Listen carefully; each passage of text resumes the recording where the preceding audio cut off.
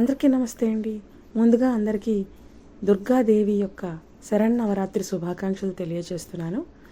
ఈరోజు మొదటి రోజు పాడ్యమి, మొదటి నవదుర్గ శైలపుత్రి.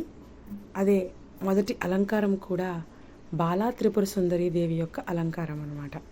మరి ప్రార్థనా శ్లోకం: వందే వాంఛిత లాభాయ చంద్రార్థకృతశేఖరాం వృషారూఢాం శూలధరాం శైలపుత్రీం యశస్వినీం అంటాం.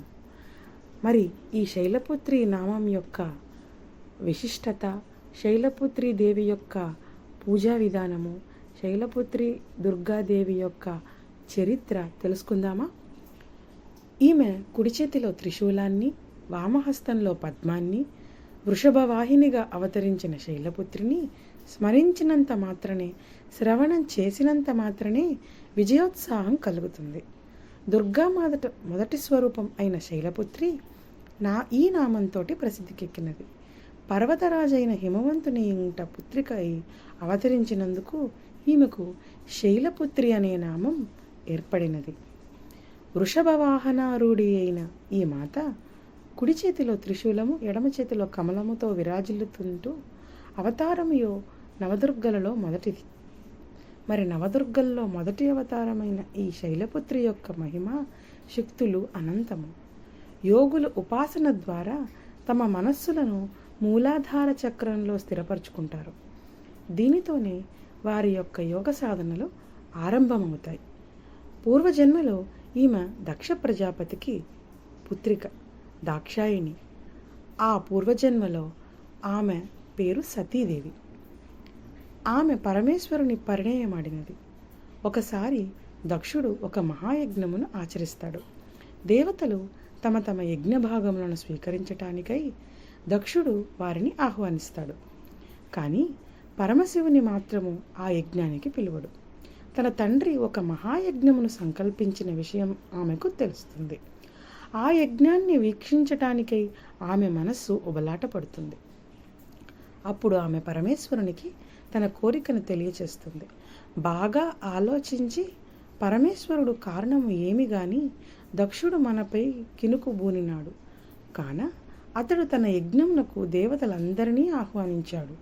యజ్ఞ భాగములను కూడా వారికి సమర్పించుచున్నాడు. కానీ ఉద్దేశపూర్వముఖంగానే మనలను పిలువలేదు. కనీసము సమాచారమైనను తెలుపలేదు.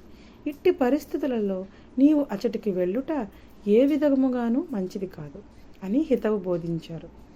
శంకరుని హితవచనము ఆమె చెవికి ఎక్కలేదు. ఈ యజ్ఞ మిషతోనైనా అక్కడికి వెళ్ళి తన తల్లిని, తోబుట్టువులను చూడవచ్చునన్న కోరిక ప్రబలంగా ఉండటంతో అనుమతికై ఆమె పట్టుబడింది. ఆమె పట్టుదలను చూసి చివరకు శంకరుడు అనుమతిస్తారు. సతీదేవి తన తండ్రి ఇంటికి చేరినప్పుడు అక్కడ వారెవ్వరూ ఆమెతో మాట్లాడరు, ఆదరించరు. అందరూ ముఖాలను పక్కకు తిప్పుకుంటారు. తల్లి మాత్రం ఆమెను ప్రేమతో కౌగిలించుకుంటుంది.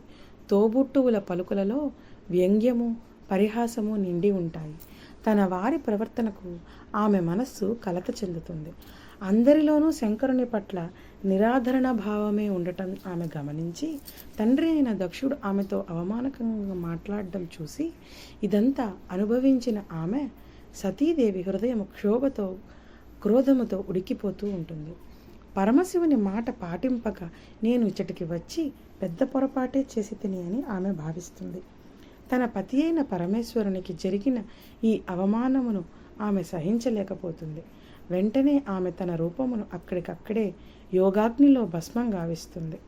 భరింపలేని ఈ దారుణ దుఃఖకరమైన సంఘటనను గురించి విని పరమశివుడు మిక్కిలి క్రోధితుడవుతాడు.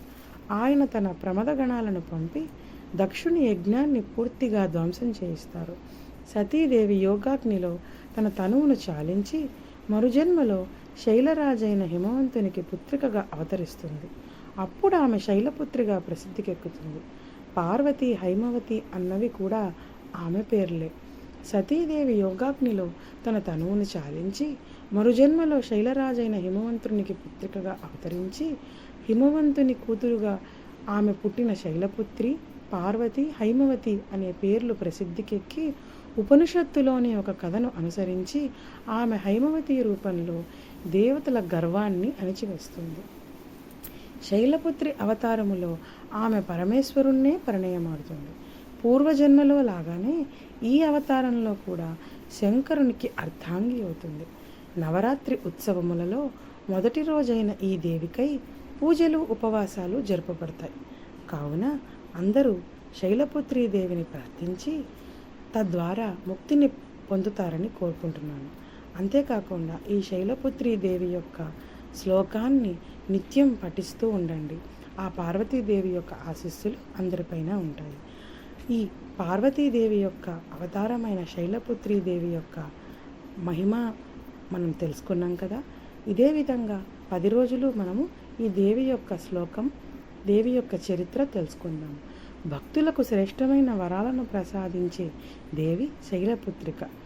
ఆ ప్రమాణాలు అర్పిస్తూ నేను వందనాలు చేస్తున్నాను అంటూ చంద్రవంకలో చంద్రుడు ఆమె నుదుటిపై కిరీటం వలె అలంకరింపబడి ఉంటాడు కనుక, ఆమె ఎద్దుపై అధిరోహించబడి ఉంటుంది కనుక, ఆమె చేతిలో త్రిశూలం పట్టుకొని ఉంటుంది కనుక ఆమెను యశస్విని అంటారు.